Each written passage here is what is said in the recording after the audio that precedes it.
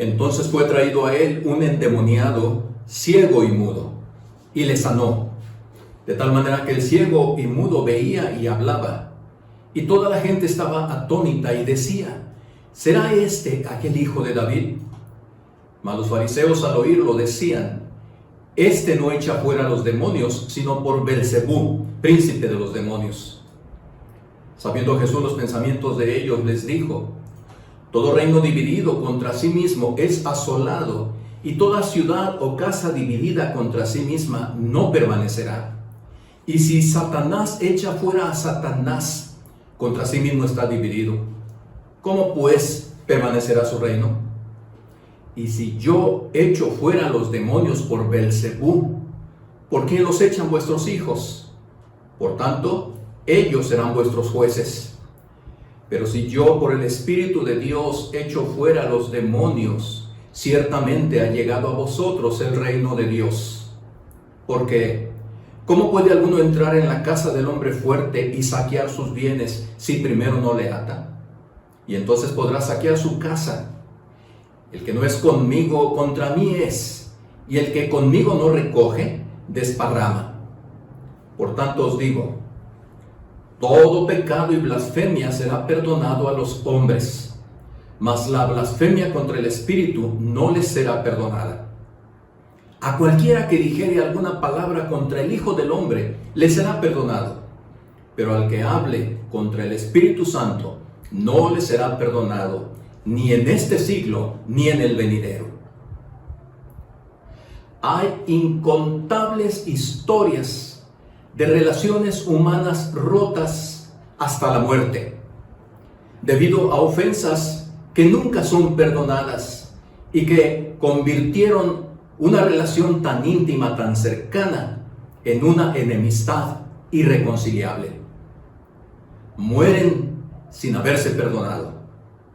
Un esposo que no puede perdonar la infidelidad de su esposa, o ésta que no puede perdonarla de su esposo.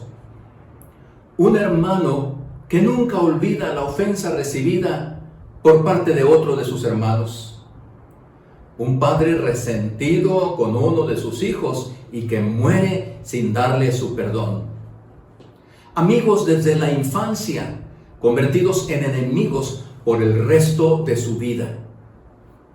La frase perdono pero no olvido significa que la ofensa es imperdonable y que la relación continuará rota por tiempo indefinido y probablemente por toda la vida.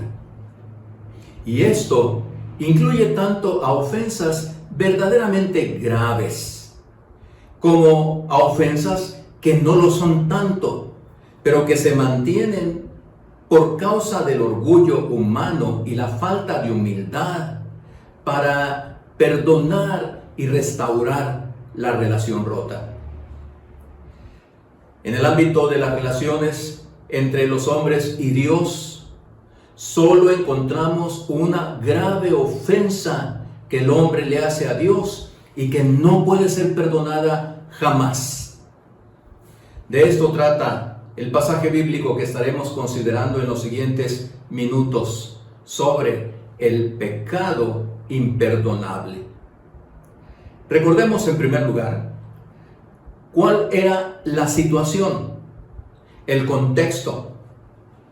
El Señor Jesús se encuentra en medio de la intensidad de su ministerio cotidiano, predicando su evangelio, el reino de Dios, y además obrando milagros. De tal manera que su fama ha crecido por todas las ciudades de los alrededores de esa provincia de Judea, al grado tal que mucha gente lo está siguiendo, lo que ha provocado una mayor preocupación y enojo entre los líderes religiosos. En ese entorno es que se da la situación que ahora nos ocupa. Dice así el texto: entonces fue traído a él un endemoniado ciego y mudo, y le sanó, de tal manera que el ciego y mudo veía y hablaba. Y toda la gente estaba atónita y decía: ¿será este aquel hijo de David? Jesús acaba de sanar a un hombre endemoniado, ciego y mudo. La gente estaba impresionada y se preguntaba si efectivamente Jesús sería el Mesías que tanto habían esperado, por el que tanto habían estado orando. Sus milagros estaban cumpliendo entre la gente con su propósito de probarles que Él era realmente el Hijo de Dios prometido. Su fama y sus discípulos crecían cada día más y las cantidades iban siendo mayores. Pero junto a ellos también estaban los fariseos, religiosos de aquel tiempo, quienes lo seguían también, pero solo buscando la forma de sorprenderle en alguna falta o un error, y entonces acusarlo como un impostor. Y es en este nuevo milagro que ellos creen encontrar el motivo oportuno para hacerlo. Y es entonces que escuchamos sorprendidos nosotros mismos la acusación equivocada que estos hombres hacen contra el Señor Jesús. Una acusación que nos hace volver a preguntarnos, ¿escuchamos bien? ¿Escuchamos mal? ¿Qué están diciendo estos hombres acerca de Jesús? Pero no, hemos escuchado bien, hemos leído bien. Esto es lo que están diciendo claramente de Jesús. Este no echa fuera los demonios, sino por Belcebú, príncipe de los demonios. Y otra vez, sorprendidos, preguntamos, ¿qué se atrevieron a decir? Algo inconcebible, que el Señor estaba poseído por el propio demonio, que era por el propio demonio que expulsaba a otros demonios. Por lo tanto, de ninguna manera aceptaban que se trataba del Mesías, el Hijo de Dios enviado para la salvación de los pecadores, que era un impostor, un engañador, un agente del propio Satanás. Era tal su ira contra Jesús que no reflexionaron ni por un solo momento sobre la acusación tan perversamente que estaba saliendo de sus bocas en contra de Jesús. Su enojo y orgullo les impedía creer que Jesús fuera realmente el Mesías y que lo estaba probando a través de sus milagros. Mesías que ellos también estaban esperando y por el que oraban continuamente. Su enojo y orgullo no les permitió reconocerlo como tal. Y lo acusaron de esta manera tan perversa, pero tan equivocada. Así que podemos imaginar al Señor Jesús voltear y verlos, fijar directamente su mirada en ellos, sabiendo lo que estaban pensando. E inmediatamente escuchamos entonces la respuesta del Señor Jesús. A todas luces, el argumento de la acusación de los fariseos contra Jesús se destruye por sí misma. Es una acusación ilógica, irracional, imposible. Jesús se encarga de deshacer su argumento con toda facilidad y con una lógica por demás racional e incontrovertible. Él dice: todo reino dividido contra sí mismo es asolado, y toda ciudad o casa dividida contra sí misma no permanecerá. Y si Satanás echa fuera a Satanás, contra sí mismo está dividido. ¿Cómo pues permanecerá su reino? Esta respuesta de Jesús tiene tanta lógica que hasta la persona más sencilla puede entenderla fácilmente. Es como si un jefe de familia que cuida tanto a su esposa, a sus hijos, invitara a un ladrón a entrar a su casa y robarle todo, y aún darle un arma, una pistola, y pedirle que le dispare a él y a su familia. ¡Qué ridículo! ¿Quién haría cosa tan descabellada? Eso es lo que está preguntando Jesús. ¿Una casa que busque su propio mal? ¿Eso es lo que ustedes están diciendo? Les diría Jesús. ¿Que el reino de Satanás se destruya a sí mismo? Pues eso es lo que están diciendo con tan increíble acusación. Por el contrario, añade Jesús estas palabras: si yo por el Espíritu de Dios echo fuera los demonios, ciertamente ha llegado a vosotros el reino de Dios. Claro está que no es por el demonio que Jesús echó fuera los demonios de ese hombre. Claro está que fue solo por el poder del Espíritu de Dios en él. Todo lo contrario a la acusación. Es Cristo quien entra a la casa de los demonios con el poder del Espíritu Santo y ata a los demonios para quitarles a los que han sido robados y encadenados por el propio Satanás. El argumento de Cristo es todo lo contrario, es demoledor. Porque es Él quien comenzó a atar a Satanás desde el mismo momento de su encarnación. Y fue dando apretón por apretón en el curso de su historia. Apretó el lazo un poco más en su victoria sobre el diablo en el desierto, cuando éste lo estaba provocando, quería hacerlo caer. Siguió apretando el lazo contra Satanás con sus palabras de autoridad dirigidas a los demonios, para finalmente terminar de atarlo con su victoria definitiva en la cruz y confirmada con la tumba vacía. Esto ya había sido declarado por el propio Señor Jesús. En aquella ocasión, cuando Él envió a los 70 a predicar, y estos regresaron entusiasmados, gozosos, para entregarle un informe exitoso. Así leemos en la narración que Lucas hace de este evento, este hecho tan importante. Volvieron los 70 con gozo, diciendo: Señor, aún los demonios se nos sujetan en tu nombre. Y les dijo: yo veía a Satanás caer del cielo como un rayo. Yo veía a Satanás caer del cielo como un rayo. Con la poderosa predicación del Evangelio, Satanás estaba siendo atado con una fuerza extraordinaria. Esto es lo que sucede cuando nosotros hablamos de Cristo a otras personas y éstas caen rendidas a los pies suyos.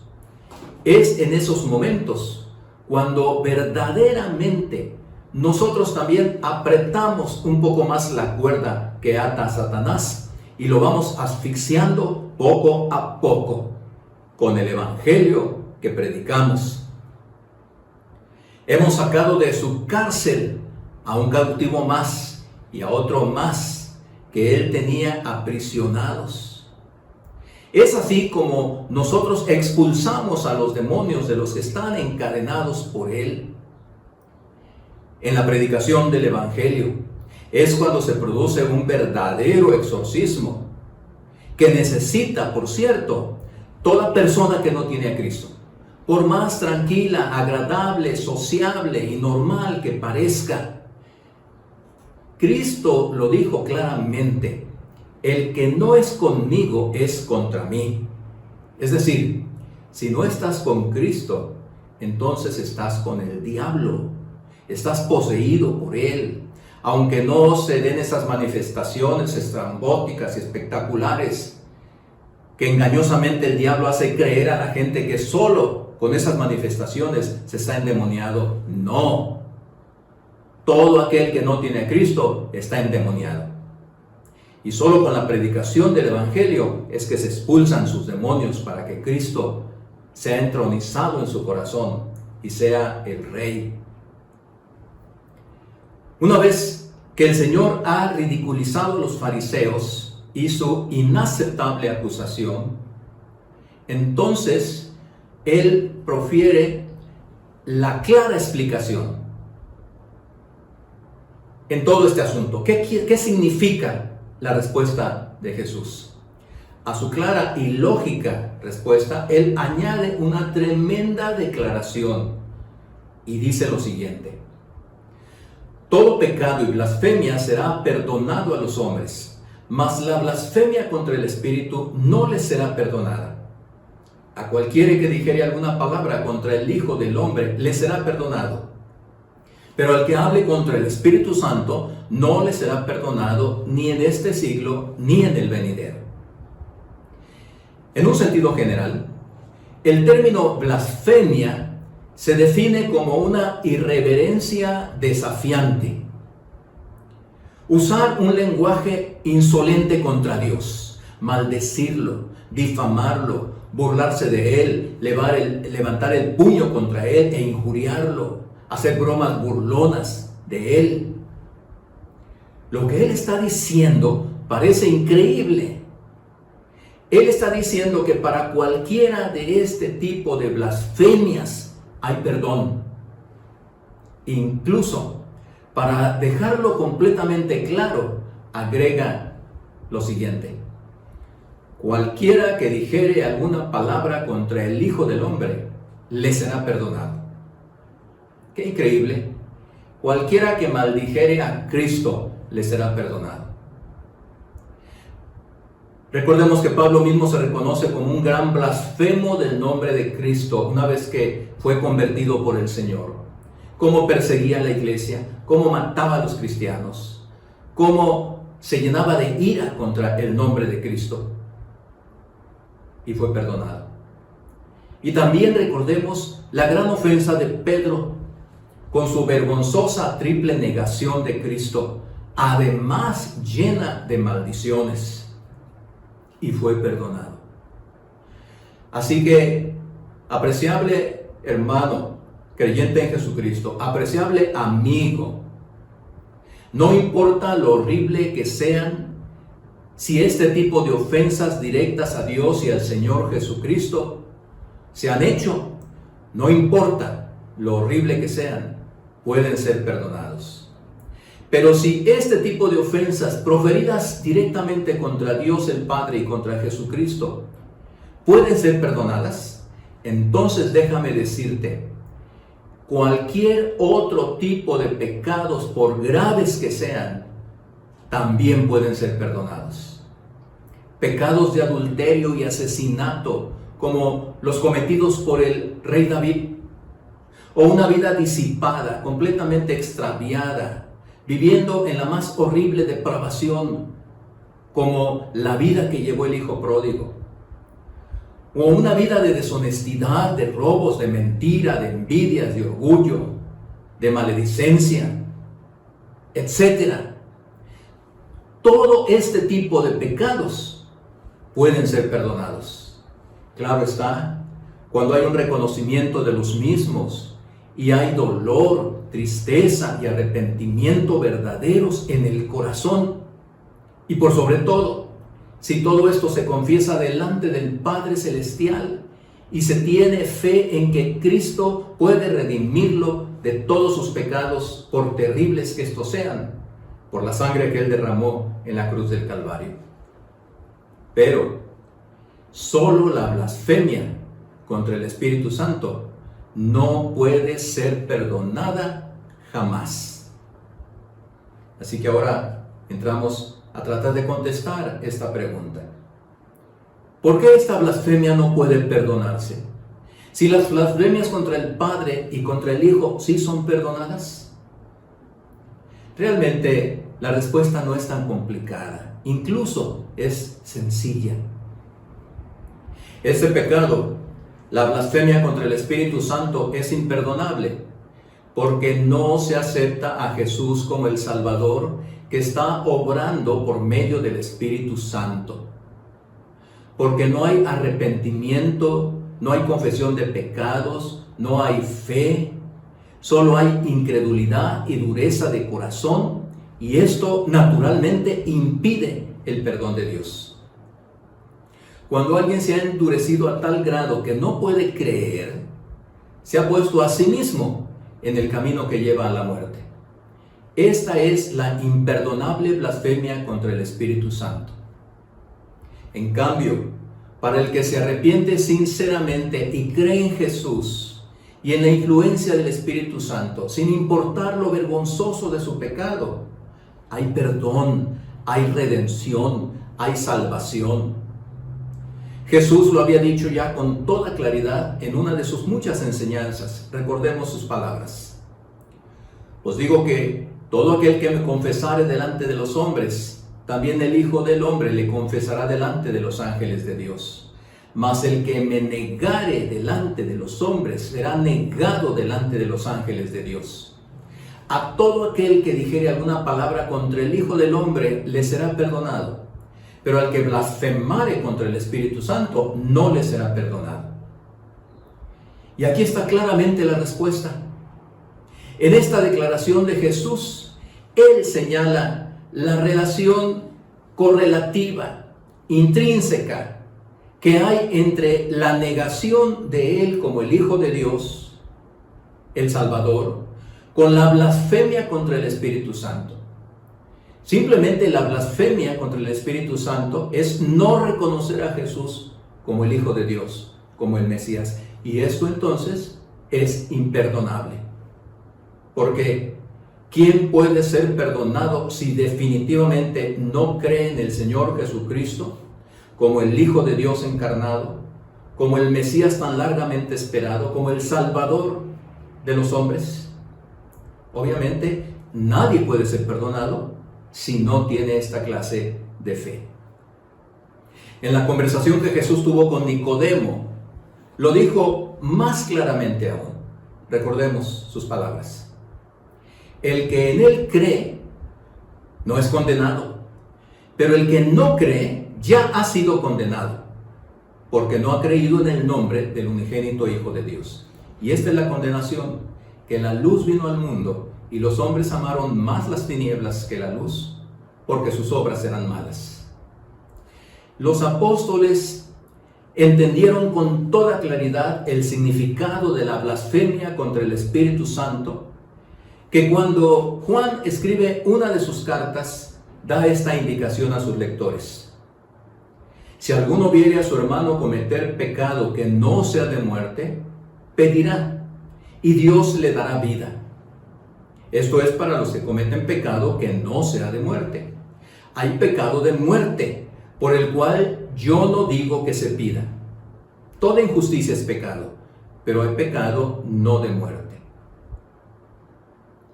Los pecados que no son de muerte son aquellos que, por terribles que sean, como los que enunciamos hace unos momentos, son perdonados cuando hay arrepentimiento y fe en el Señor Jesucristo. Y obviamente, el pecado de muerte es el de la incredulidad obstinada. Este pecado, aun cuando la persona que lo tiene sea la más buena del mundo, la que no ofende ni daña a nadie, la que entrega todo lo que tiene por los demás, es el pecado imperdonable simplemente porque no cree en Jesucristo. Y ninguna de esas otras cosas que pudieran hablar en su favor ayudarán en lo mínimo para que sea perdonado y para que sea salvado. Este es el pecado imperdonable. No creer en Jesucristo. No creer que el Espíritu Santo obra en Jesucristo. Rechazarlo como el Redentor. Eso ofende a Dios. Y entonces quien comete ese pecado no puede ser perdonado. No puede entrar al reino de los cielos. Porque solamente ahí entran los creyentes en Jesucristo. Por terribles que hayan sido sus pecados, pues han sido perdonados por la sangre del Señor. Jesús dijo: el que no es conmigo, contra mí es. Y el que conmigo no recoge, desparrama. ¿Qué significan estas palabras del Señor? Él está diciendo que no es posible una posición neutral. Hay dos imperios. Uno es el real y verdadero, con Cristo a la cabeza. y el otro usurpador y falso dirigido por Satanás, el engañador. Y lo que Cristo está diciendo, o estás con uno o estás con el otro. No hay punto intermedio. Estar con Jesús significa ser un instrumento para recoger personas como seguidores de Él, rescatándolas de la prisión de Satanás. Estar en contra significa dejar a las personas desparramadas, encadenadas y perdidas en las mazmorras oscuras y malolientes del diablo. Jesús también dijo: el que me negare delante de los hombres, será negado delante de los ángeles de Dios. Así que el mensaje contenido en esta porción que hemos estado analizando no puede ser más claro, no puede ser más emocionante, motivante y atrayente para todo tipo de personas, para los más terribles pecadores. ¿Has pensado quizás tú que tus pecados son tan terribles que no pueden ser perdonados por Dios? Pecados que has cometido que te avergüenzan y no quieres por nada del mundo que salgan a la luz, que los conozcan tus seres más queridos. ¿Te sientes mal porque has ofendido tanto a Dios? No solo con tus hechos, sino aún con tus palabras blasfemas contra Él, contra tu enojo.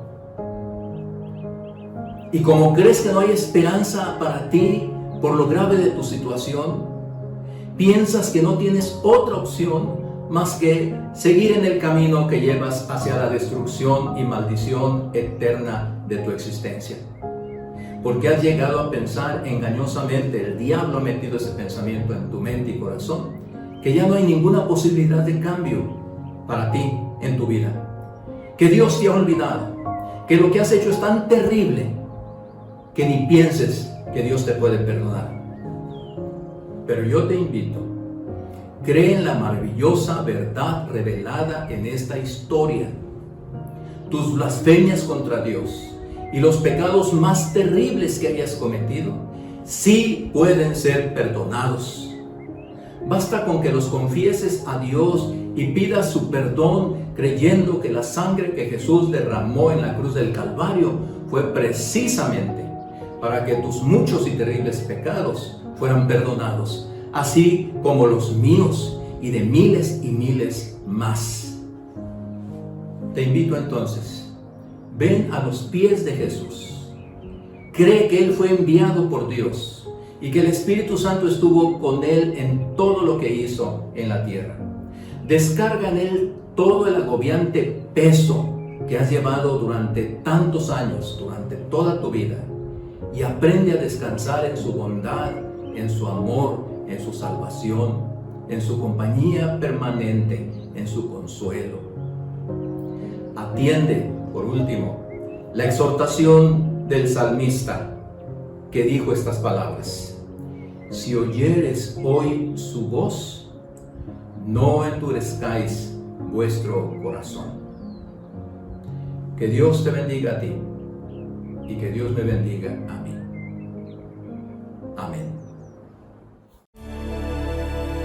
Sentado en su trono, miraba con dolor, hundida en el pecado su creación. Caminando hacia el Padre, con abrazo